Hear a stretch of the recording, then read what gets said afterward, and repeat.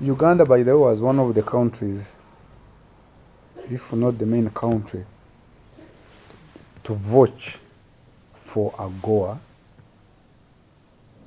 a preferential scheme to be given to the African countries, especially African developing countries.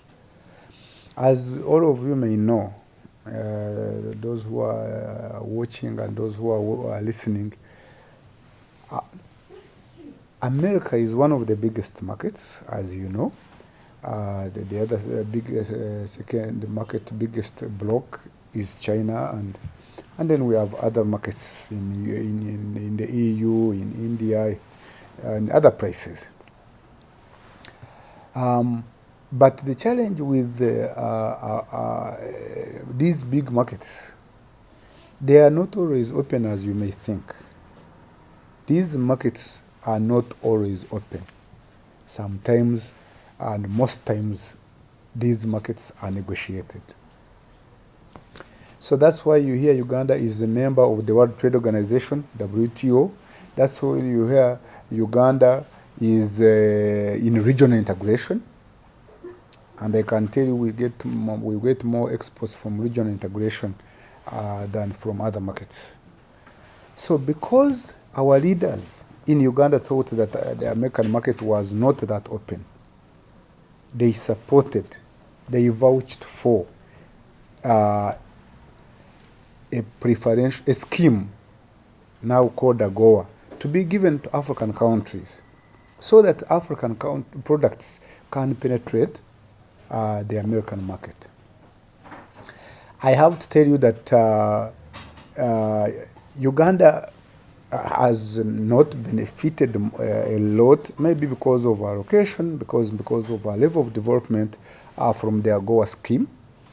I know countries like Kenya who have been exporting over $200 million US. But you can know the location of Kenya.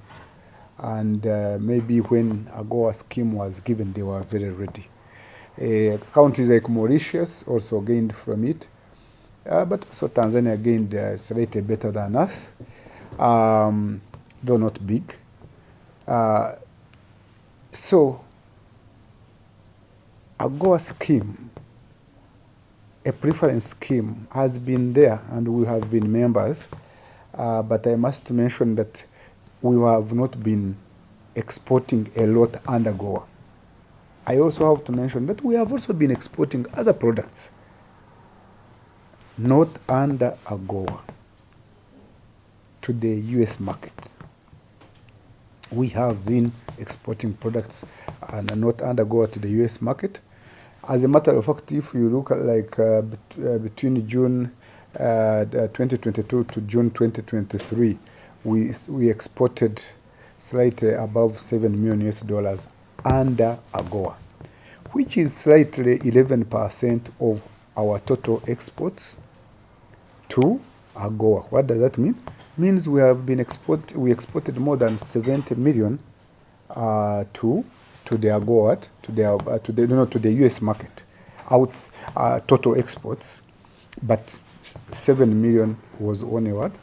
Was only under Agoa. So I'm trying to explain to the viewers and listeners that we are exporting products to United States outside of Agoa and are exporting products to United States under Agoa.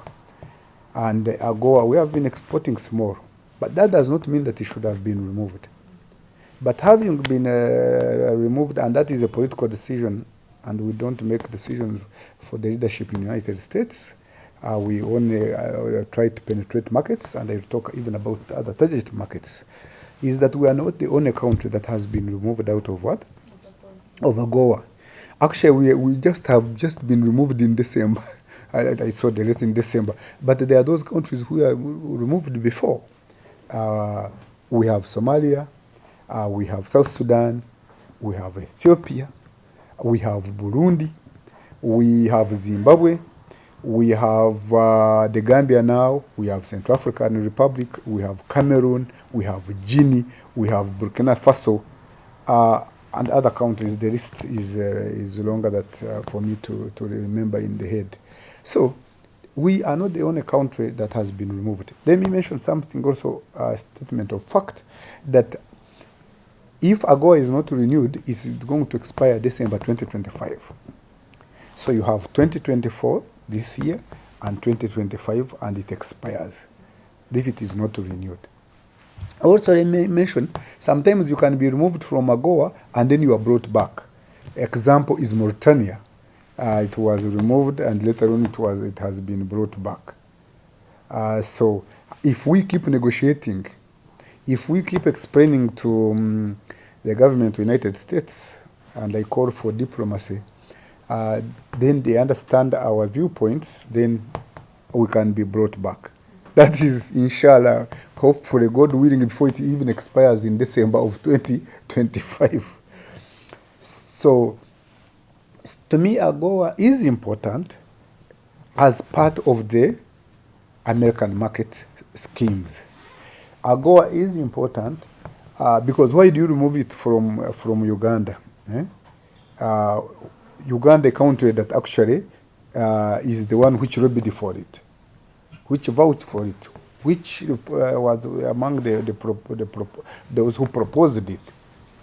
Because the American market is a market difficult to penetrate, and I've been telling people, yeah, these markets are not open.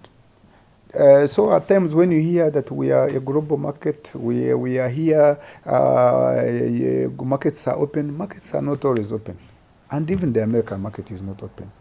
If the American market was open, they wouldn't have given us Agoa to the African developing countries, because then we would have been penetrating it. They are rigidities, they are trade barriers, they are non-tariff barriers, they are tariff barriers.